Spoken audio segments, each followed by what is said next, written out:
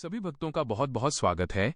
भक्तों, आज हम लेकर आए हैं आपके लिए बुधवार व्रत की प्रामाणिक पौराणिक कथा। तो प्रस्तुत है आपके लिए ये पौराणिक बुधवार व्रत की कथा। समतापुर नगर में मधुसूदन नामक एक व्यक्ति रहता था। वो बहुत धनवान था। मधुसूदन का विवाह बलरामपुर नगर की सुंदर लड़की संगीता से हुआ था। एक बार मधुसूदन अपनी पत्नी को लेने बुधवार के दिन बलरामपुर गया। मधुसूदन ने पत्नी के माता पिता से संगीता को विदा कराने के लिए कहा। माता पिता बोले, बेटा आज बुधवार है, बुधवार को किसी भी शुभ कार्य के लिए यात्रा नहीं करते। लेकिन मधुसूदन नहीं माना। उसने ऐसी शुभ अशुभ की बातों को न मानने की बात कही। दोनों ने बैलगाड़ी से यात्रा प्रारंभ की।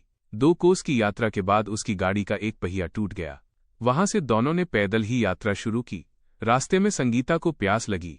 मधुसूदन उसे एक पेड़ के नीचे बैठाकर जल लेने चला गया। थोड़ी देर बाद जब मधुसूदन कहीं से जल लेकर वापस आया तो वो बुरी तरह हैरान हो उठा, क्योंकि उसकी पत्नी के पास उसकी ही शक्ल सूरत का एक दूसरा व्यक्ति बैठा था। संगीता भी मधुसूदन को देखकर हैरान रह गई।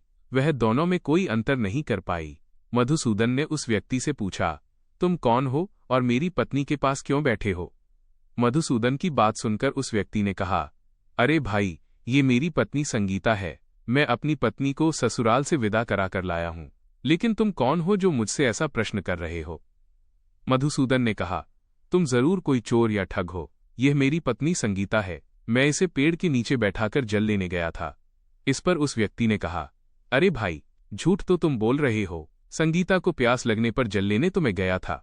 मैंने तो जल लाकर अपनी पत्नी को पिला भी दिया है। अब तुम चुपचाप यहां से चलते बनो, नहीं तो किसी सिपाही को बुलाकर तुम्हें पकड़वा दूंगा। दोनों एक दूसरे से लड़ने लगे। उन्हें लड़ते देख बहुत से लोग वहां एकत्र हो गए। नगर के कुछ सिपाही भी वहां आ गए। सिपाही उन दोनों को पकड़कर राजा के पास ले गए। सारी कहानी सुनकर राजा भी कोई निर्णय नहीं कर पाया। संगीता भी उन दोनों में से अपने वास्तविक पति को नहीं पहचान पा रही थी।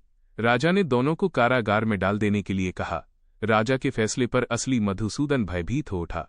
तभी आकाशवाणी हुई, मधुसूदन, तूने संगीता के माता पिता की बात नहीं मानी और बुधवार के दिन अपनी ससुराल से प्रस्थान किया। यह सब भगवान बुद्धदेव के प्रकोप से हो रहा है। मधुसूदन ने भगवान बुद्धदेव से प्रार्थना की कि हे भगवान बुद्धदेव, मुझे क्षमा कर दीजिए। मुझसे बहुत बड़ी गलती हुई। भविष्य में अब कभी बुधवार के दिन यात्रा नहीं करूंगा और सदैव बुधवार को आपका व्रत किया करूंगा। मधुसूदन के प्रार्थना करने से भगवान बुद्धदेव ने उसे क्षमा कर दिया। तभी दूसरा व्यक्ति राजा के सामने से गायब हो गया। राजा और दूसरे लोग इस चमत्कार को देख हैरान हो गए। भगवान बुद्धदेव की इस अनुकंपा से राजा ने मधुसूदन और उसकी पत्नी को सम्मानपूर्वक विदा किया। कुछ दूर चलने पर रास्ते में उन्हें बैलगाड़ी मिल गई। बैलगाड़ी का टूटा हुआ पहिया भी जुड़ा हुआ था। दोनों उसमें बैठकर समतापुर की ओर चल दिए। मधुसूदन और उसकी पत्नी संगीता दोनों बुधवार को व्रत करते हुए आनंदपूर्वक जीवन यापन करने लगे। इस तरह भगवान बुद्धदेव की कृपा से उनके यहाँ खुशियां बरसने लगी।